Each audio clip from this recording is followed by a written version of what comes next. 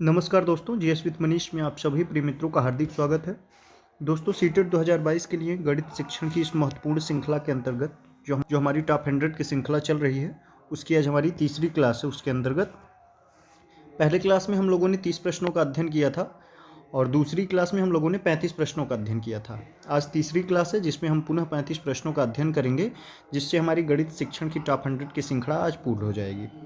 इसके माध्यम से आप लोग गणित शिक्षण के 15 प्रश्नों में ज़्यादा प्रश्न हल करने में सक्षम होंगे। तो प्रश्न काफ़ी महत्वपूर्ण हैं। जो अति संभावित प्रश्न है आपकी परीक्षा की दृष्टि से, उन्हीं को इस श्रृंखला में शामिल किया गया है। तो इसी के साथ हम लोग आगे बढ़ते हैं और आज के प्रश्नों को देखते हैं।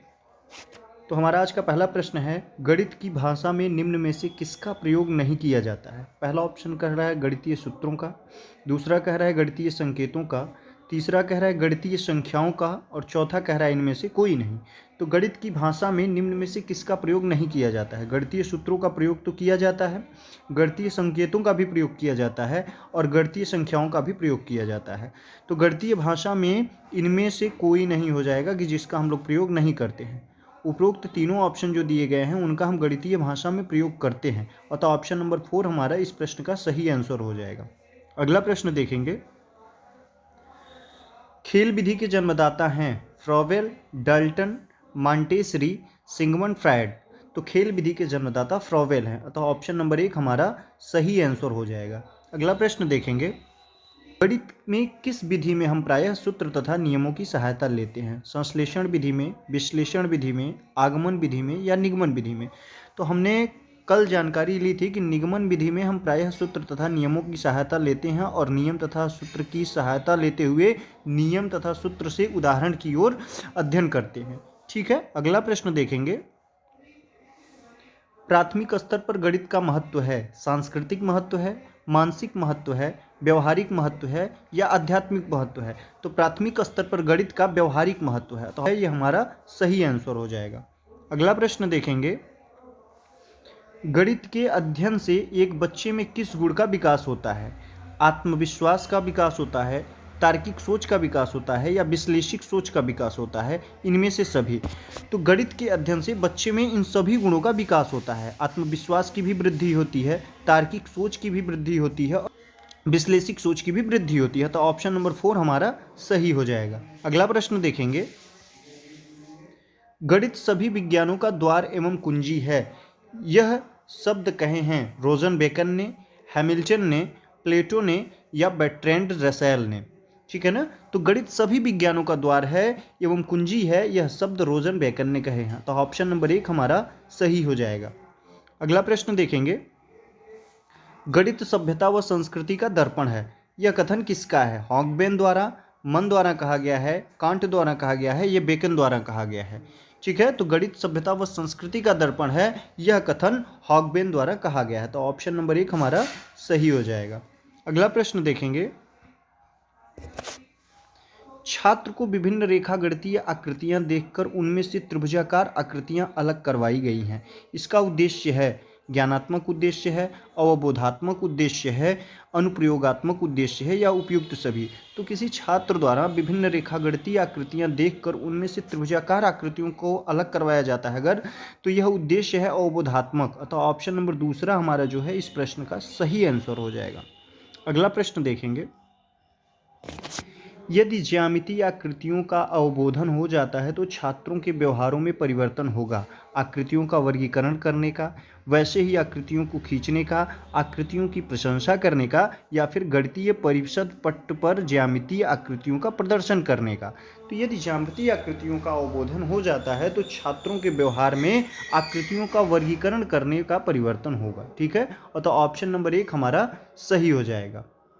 अगला प्रश्न देखेंगे, गणित विषय में विद्यार्थी की रुचि पैदा करने के लिए सबसे प्रभावी तरीका कौन सा है।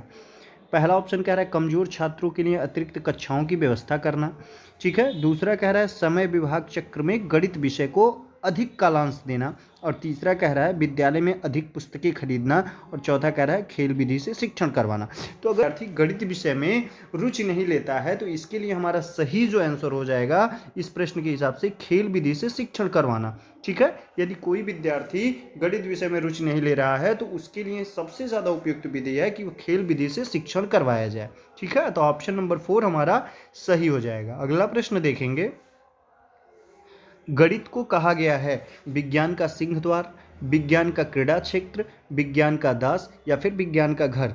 तो गणित को विज्ञान का सिंह द्वार कहा गया है, तो ऑप्शन नंबर 1 हमारा सही आंसर हो जाएगा। अगला प्रश्न देखेंगे, अबेकस का प्रयोग छोटी कक्षाओं में किस शिक्षण में प्रभावी होता है? गिनती सिखाने में प्रभावी होता है, या फिर लिखना सिखाने में प्रभावी होता है, वाचन करने में प्रभावी होता है, या हस्तलेख सिखाने में प्रभावी होता है? तो अबेकस का प्रयोग जो छोटी कक्षाओं में होता है वह गिनती सिखाने में प्रभावी होता है। तो ऑप्शन नंबर 1 हमारा इस प्रश्न का सही आंसर हो जाएगा कि अबेकस का प्रयोग छोटी कक्षाओं में गिनती सिखाने के लिए किया जाता है। अगला प्रश्न देखेंगे,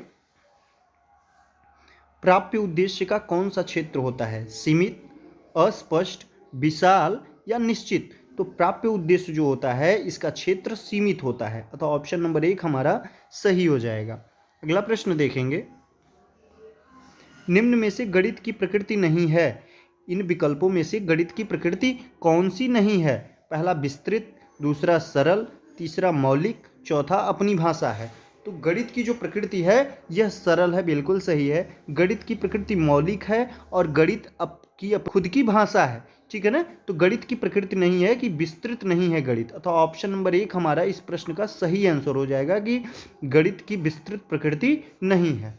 अगला प्रश्न देखेंगे, गणित में निम्न में से कौन सा चरण समस्या समाधान विधि का नहीं है?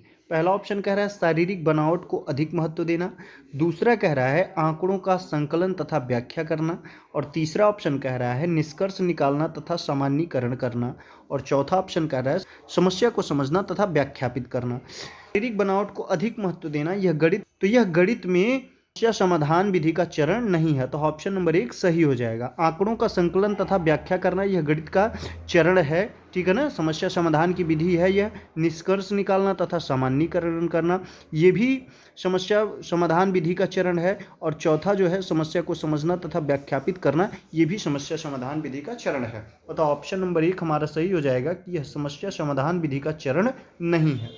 अगला प्रश्न देखेंगे, ज्ञान का सजीव स्रोत क्या है? लेखक, विद्यार्थी, शिक्षक या पाठ्यपुस्तक? तो प्रेरणा या ज्ञान का सजीव स्रोत जो है वो शिक्षक है, तो ऑप्शन नंबर 3 हमारा बिल्कुल सही हो जाएगा। अगला प्रश्न देखेंगे, संगीत मानव के अचेतन मन का अंकगणित की संख्याओं से संबंधित एक आधुनिक गुप्त व्यायाम है। यह कथन किसका है? लेबनीज का, डटन का, हॉगवेन का या हेटन का? तो संगीत मानव के अचेतन मन का अंकगणित की संख्याओं से संबंधित एक आधुनिक गुप्त व्यायाम है, यह कथन लेबनीज का है, तो ऑप्शन नंबर 1 हमारा सही आंसर हो जाएगा। अगला प्रश्न देखेंगे, कौशलात्मक उद्देश्य के विशिष्टीकरण का उदाहरण है? गणना कर सकेगा, निष्कर्ष निकाल सकेगा, गणितीय आकृतियां बना सकेगा, समस्या समाधान कर सकेगा। तो कौशलात्मक उद्देश्य के विशिष्टीकरण का जो सही उदाहरण है वह है गणितीय आकृतियां बना सकेगा, क्योंकि यहाँ पे कौशल की बात की जा रही है। ठीक है ना, तो गणितीय आकृतियां बना सकेगा यह कौशलात्मक उद्देश्य के विशिष्टीकरण का उदाहरण है, तो ऑप्शन नंबर 3 हमारा सही हो जाएगा। अगला प्रश्न देखेंगे, जिस विधि द्वारा गणित शिक्षण में अस्थायित्व मिलता है वह विधि कौन सी है? आगमन विधि है, निगमन विधि है, विश्लेषण विधि है या संश्लेषण विधि है? तो जिस विधि द्वारा गणित शिक्षण में अस्थायित्व मिलता है वह विधि आगमन विधि है, तो ऑप्शन नंबर 1 हमारा सही हो जाएगा। आगमन विधि में हम कैसे शिक्षण करते हैं? तो आगमन विधि के अंतर्गत हम लोग उदाहरण से नियम की ओर शिक्षण कार्य को संपादित करते हैं। ठीक है ना, उदाहरण से नियम की ओर। अगला प्रश्न देखेंगे, ओवरहेड प्रोजेक्टर एक प्रकार की सहायक सामग्री है जिसे वर्गीकृत किया जाता है। दृश्य सहायक सामग्री के अंतर्गत वर्गीकृत किया जाता है कि श्रव्य सहायक सामग्री के अंतर्गत वर्गीकृत किया जाता है, या दृश्य श्रव्य सामग्री के अंतर्गत वर्गीकृत किया जाता है, या यांत्रिक सामग्री के अंतर्गत वर्गीकृत किया जाता है? तो ओवरहेड प्रोजेक्टर एक प्रकार की सहायक सामग्री जिसे दृश्य श्रव्य सामग्री के अंतर्गत वर्गीकृत किया जाता है। तो ऑप्शन नंबर 3 हमारा सही हो जाएगा। अगला प्रश्न देखेंगे, पूर्वदर्शित लक्ष्य जिसके लिए क्रिया की जाती है कहते हैं विधि, युक्ति, प्रविधि या उद्देश्य। तो पूर्वदर्शित लक्ष्य जिसके लिए क्रिया की जाती है उसे उद्देश्य कहते हैं। तो ऑप्शन नंबर 4 इसका सही आंसर हो जाएगा। उपलब्धि परीक्षण में प्रश्नों का चयन किया जाता है संपूर्ण पाठ्यक्रम से या पिछली कक्षा के पाठ्यक्रम से, किसी एक प्रकरण से या प्रकरण की विषय वस्तु की किसी एक विशेष भाग से। तो उपलब्धि परीक्षण में प्रश्नों का चयन संपूर्ण पाठ्यक्रम से किया जाता है, किसी विशेष प्रकरण से नहीं करेंगे, किसी विशेष विषय वस्तु से या विशेष विषय वस्तु के भाग से नहीं करेंगे, ठीक है ना। उपलब्धि परीक्षण में प्रश्नों का चयन संपूर्ण पाठ्यक्रम से बराबर रूप से किया जाएगा। तो ऑप्शन नंबर 1 हमारा सही हो जाएगा। अगला प्रश्न देखेंगे, प्राप्य उद्देश्य वे शिक्षण उद्देश्य होते हैं जिन्हें मापन किया जा सकता है, मापन नहीं किया जा सकता है, वर्गीकरण में सहायक नहीं होते हैं या मानव व्यवहार में झलकते हैं। तो प्राप्य उद्देश्य वे शिक्षण उद्देश्य होते हैं जिन्हें मापन किया जा सकता है, ठीक है। प्राप्य उद्देश्य वे शिक्षण उद्देश्य होते हैं जिनका मापन किया जा सकता है। तो ऑप्शन नंबर 1 हमारा सही हो जाएगा। अगला प्रश्न देखेंगे, प्रयोगशाला विधि में बालक नियम, तथ्यों व सिद्धांतों की स्वयं जांच करता है या छात्र व्यवहारिक व जीवन उपयोगी ज्ञान प्राप्त नहीं करता है, या फिर बालक में सहानुभूति व सहयोग की भावना विकसित नहीं होती, और चौथा कह रहा है उपयुक्त सभी। तो प्रयोगशाला विधि में बालक नियम, तथ्यों व सिद्धांतों की स्वयं जांच करता है, ठीक है। बालक क्या करता है, नियमों, तथ्यों और सिद्धांतों की प्रयोगशाला में स्वयं जांच करता है, उसको प्रत्यक्ष रूप से देखता है, उसका व्यवहारिक ज्ञान करता है। तो ऑप्शन नंबर 1 हमारा बिल्कुल सही हो जाएगा। अगला प्रश्न देखेंगे, जिस क्रिया में यह पता लगाया जाता है कि बालक गणित के किस क्षेत्र में कमजोरी रखता है, यह क्रिया कहलाती है लिखित कार्य द्वारा, मौखिक कार्य द्वारा, निदानात्मक कार्य द्वारा या उपचारात्मक कार्य द्वारा। तो जिस क्रिया में यह पता लगाया जाता है कि बालक गणित के किस क्षेत्र में कमजोरी रखता है, वह क्रिया निदानात्मक कार्य कहलाती है। तो ऑप्शन नंबर 3 हमारा सही हो जाएगा। अगला प्रश्न देखेंगे, भौतिकी के समस्त नियम डाट डाट से ढके हैं, अर्थात भौतिकी के समस्त नियम, भौतिकी में जो सभी नियम हैं वह किससे ढके हुए हैं या फिर किससे संबंधित हैं, विज्ञान से संबंधित हैं या गणितीय भाषा से संबंधित हैं, वैज्ञानिक दृष्टिकोण से संबंधित है या उक्त सभी से। तो भौतिकी के समस्त नियम गणितीय भाषा से संबंधित हैं या ढके हुए हैं। तो ऑप्शन नंबर बी हमारा सही हो जाएगा। अगला प्रश्न देखेंगे, यदि एक विद्यार्थी गणित विषय में कई बार अनुत्तीर्ण हो जाता है तो यह जानने के लिए कि गणित की किस विशेष शाखा में वह कमजोर है, निम्न में से कौन सी विधि प्रयोग में लेंगे, लिखित कार्य प्रयोग में लेंगे, मौखिक कार्य प्रयोग में लेंगे, निदानात्मक तरीका या उपचारात्मक तरीका।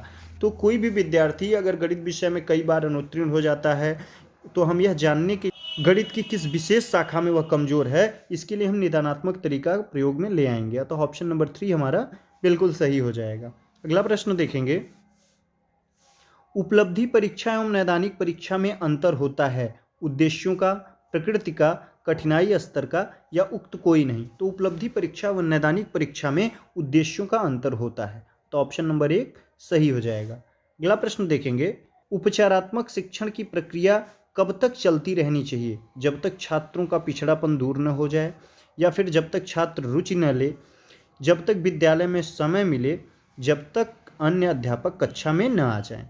तो उपचारात्मक शिक्षण की प्रक्रिया तब तक करनी चाहिए जब तक छात्रों का पिछड़ापन दूर न हो जाए। हमें बच्चों के लिए उपचारात्मक शिक्षण की प्रक्रिया तब तक सुचारू रूप से चलानी चाहिए जब तक बच्चे का उस क्षेत्र में जो पिछड़ापन है वो दूर न हो जाए, उसकी समस्याएं दूर न हो जाएं, तब तक हमको उपचारात्मक शिक्षण की प्रक्रिया चलाते रहनी चाहिए। तो ऑप्शन नंबर 1 हमारा सही हो जाएगा। अगला प्रश्न देखेंगे, अगला प्रश्न हमारा कह रहा है, रमन 4 तीलियों को जोड़कर एक चक्र तैयार करता है। इस प्रकार से रमन 4 तीलियों को जोड़कर एक चक्र तैयार करता है। फिर वह अपनी पुस्तिका में एक तालिका बना रहा है चक्रों की संख्या, तीलियों की संख्या। अगर चक्रों की संख्या 1 है इस प्रकार से, तो तीलियों की संख्या 4 है, 1 तीली, 2 तीली, तीसरी तीली और चौथी तीली। तो अगर चक्रों की संख्या 1 है तो तीलियों की संख्या 4 है। यदि चक्रों की संख्या 2 है तो तीलियों की संख्या 8 हो जाएगी। यदि चक्रों की संख्या 3 है तो तीलियों की संख्या 12 हो जाती है। इस प्रकार से वह तालिका बना रहा है। उपरोक्त के आधार पर आप क्या कहेंगे, रमन खेल रहा है, रमन गणित सीख रहा है, रमन खेलने के साथ गणित सीख रहा है या रमन समय पास कर रहा है। तो उपरोक्त प्रक्रिया को देख के आप इस आधार पे पहुंचेंगे कि रमन खेलने के साथ गणित भी सीख रहा है। ठीक है ना। तो ऑप्शन नंबर 3 हमारा बिल्कुल सही हो जाएगा। अगला प्रश्न देखेंगे, विचार विमर्श का महत्व है लिखित परीक्षाओं में या मौखिक परीक्षाओं में, प्रयोगात्मक परीक्षाओं में या ये सभी। तो विचार विमर्श का जो प्रक्रिया है ना, ये मौखिक परीक्षाओं के लिए काफ़ी महत्वपूर्ण है। ठीक है, और तो ऑप्शन नंबर 2 हमारा सही हो जाएगा। अगला प्रश्न देखेंगे, अगला प्रश्न कह रहा है हमारा, गणित की अच्छी पाठ्यपुस्तक के चयन के समय हमें किस बात का ध्यान रखना चाहिए। पहला ये ध्यान रखना चाहिए कि प्रश्नावली के सारे प्रश्न हल किए हों या पर्याप्त मात्रा में उदाहरण एवं प्रश्नावली में प्रश्न हो। कह रहा है उदाहरण ज़्यादा तथा प्रश्नावली में प्रश्न कम हो या फिर उदाहरण कम तथा प्रश्नावली में प्रश्न ज़्यादा हो। तो गणित की अच्छी पाठ्यपुस्तक के चयन के समय हमें इस बात का विशेष ध्यान रखना चाहिए कि पर्याप्त मात्रा में उदाहरण एवं प्रश्नावली में प्रश्न हो। ठीक है ना, पर्याप्त मात्रा में उदाहरण एवं प्रश्नावली में प्रश्न हो। गणित शिक्षण की पाठ्यपुस्तक के समय हमको इसका विशेष ध्यान रखना चाहिए। तो ऑप्शन नंबर 2 हमारा सही हो जाएगा। अगला प्रश्न देखेंगे, गणित में निदानात्मक परीक्षण का उद्देश्य है प्रगति पत्रक को भरना, संत्रात परीक्षा के लिए प्रश्न पत्र की योजना बनाना, बच्चे की समझ में निहित रिक्तियों को जानना, अभिभावकों को प्रतिपुष्टि देना। ठीक है ना। तो गणित में निदानात्मक परीक्षण का जो प्रमुख उद्देश्य होता है यह बच्चों की समझ में निहित रिक्तियों को जानना होता है कि बच्चे की कहाँ कठिनाई है, बच्चे कहाँ समझ नहीं पा रहे हैं, बच्चे को किस जगह कठिनाई का सामना करना पड़ रहा है। निदानात्मक स्तर में इस चीज़ को जानने के लिए प्रयास किया जाता है। ठीक है, तो ऑप्शन नंबर सी हमारा बिल्कुल सही हो जाएगा। अगला प्रश्न देखेंगे, षटभुजाकार पिरामिड के बारे में कौन सा कथन सत्य है। ये कि इसके 2 षटभुजाकार फलक होते हैं और 6 आयताकार फलक होते हैं। दूसरा कह रहा है इसके 6 षटभुजाकार फलक होते हैं जो 6 आयताकार फलकों से जुड़े हुए होते हैं। तीसरा कह रहा है इसके 6 फलक होते हैं और प्रत्येक फलक षटभुज होता है। और चौथा कह रहा है एक बिंदु पर मिलते हुए 6 त्रिभुजाकार फलक के साथ इसका षटभुजाकार आधार होता है।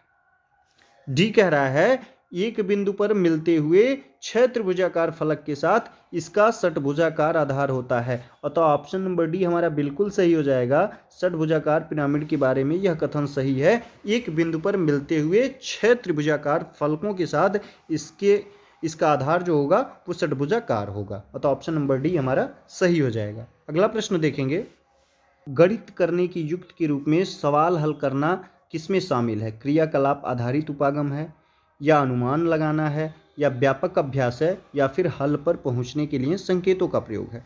तो गणित करने की युक्ति के रूप में सवाल हल करना जो है यह क्रियाकलाप आधारित उपागम है। तो ऑप्शन नंबर ए हमारा सही हो जाएगा। तो ये रहे आज की क्लास के हमारे 35 महत्वपूर्ण प्रश्न जिसका हम लोगों ने अध्ययन किया। तो गणित शिक्षण की टॉप 100 की श्रृंखला की आज तीसरी क्लास भी पूरी हो गई।